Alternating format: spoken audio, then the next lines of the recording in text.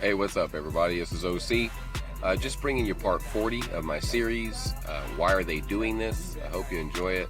If you haven't seen any of the other parts, please go back to part 1 and start there and see all of them all the way through, and you'll probably understand life a little bit better. But I wanted to bring you part 40 personally. I went to the fair recently, the county fair here in Orange County, Florida, and it kind of some things dawned on me, and I wanted to bring them to your attention. So I hope you enjoy the video part, and thank you to those in part with making this part happen. So here it is, part 40 of my series, Why Are They Doing This? I hope you enjoy. Thanks. Another Biggs production, bringing you the hottest beats on the planet. Go!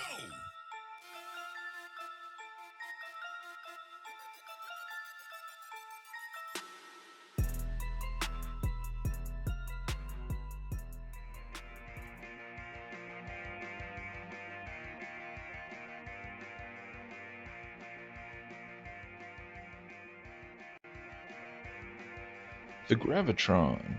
Remember the Gravitron? I do. Back when you were a kid or going to the local fair.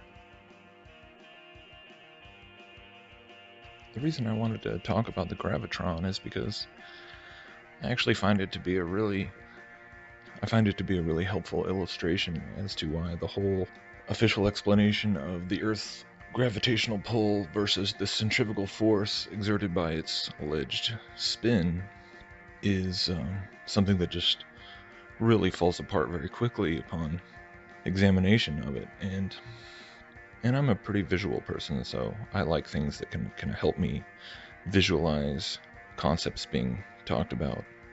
And the reason the gravitron is such a good one is because on the one hand it really does work as a pretty decent analogy for the explanation that we're given in terms of how the Earth's gravitational pull is pulling us downward towards the center point of the spherical globe, or oblate spherical globe, whichever one you want.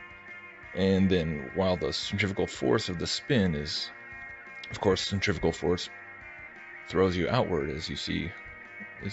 when you ride on a gravitron ride. It's these two forces working together. Like on the gravitron, as it spins, the centrifugal force pushes you out against the walls, and so the walls could more or less be said to represent that force of gravity pulling you inwards, and so the two working together effectively balance each other out and hold you in place at the outer edge there. So, I mean, this is essentially the explanation that we're given as to how it all works on the spinning globe model. And so you have this perfect balance of these two simultaneous forces, supposedly. But of course, the main difference between the gravitron and the globe is that the gravitron is, of course, working on a plane. It's essentially a disk spinning in a circle, and it's not a ball. So, which really begs the question as to how that actually works on a globe. If everyone knows that supposedly the speed of the spin at the equator is over 1,000 miles an hour, 1,080 or whatever the exact number supposedly is, and even in the mainstream explanation, they will say that because the circumference that you're making at the equator is greater than you would be closer to the poles, that gravity is slightly more the further north or further south you go. However, when you stop and think about this, it just really doesn't make any sense, of course, because if the world is really a ball and really spinning on an axis, you could theoretically get pretty darn close to where that actual axis point would be on either the North Pole or the alleged South Pole. And if you were to do that, if you were to be standing within a few feet of that axis point, the amount of spin that you would actually be experiencing would be so slow. Even if you were to get within 4 miles of either one of the alleged poles, 4 miles of that axis point, 4 miles giving you a diameter of 8 miles, which means that you'd have a circumference of rotation of about roughly 24 miles. 24 miles over a 24-hour period would be 1 mile an hour. So anywhere within 4 miles of that access point, you're going 1 mile an hour or slower.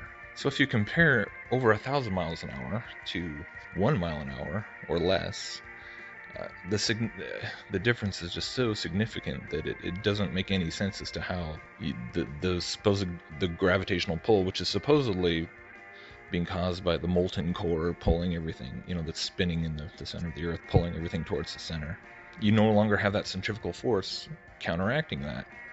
So essentially, gravity should be of a ratio of 1,000 to 1 difference when you got to the poles, and you'd be incredibly heavy. It'd be noticeably different.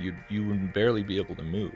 And so when you think about the fact that, airplanes obviously fly over the Arctic region and can fly over the North Pole. They say they can't fly over the South Pole because it's too cold, which that's a whole nother story, but that doesn't make any sense.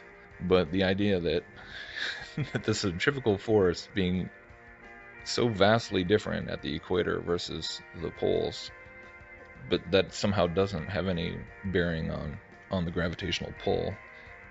You tell me, it just flies on the face of common sense.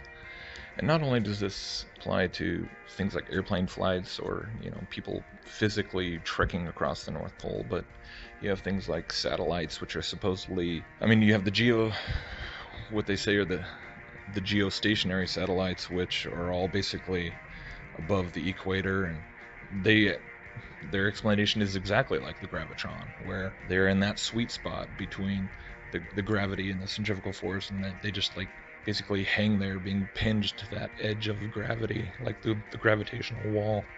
And that's the geostationary satellites. But with the other satellites that are orbiting, they're not staying in a fixed motion right at the equator. They're going above it and below it, and so the centrifugal force being exerted upon them would be even greater differences, because with the increase of altitude, that extends the circumference of every point.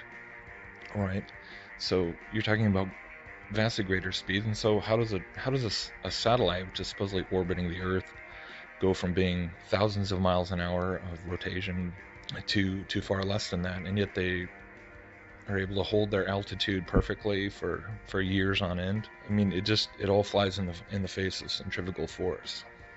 So hopefully that makes sense, because if we can understand the properties involved in a simple carnival ride, which we expect even an elementary school child to be able to comprehend, and yet when it comes to the globe, it all gets thrown out the window, and we come up with all this extra theoretical mathematics to explain away what we understand. You see how it's all a bunch of nonsense.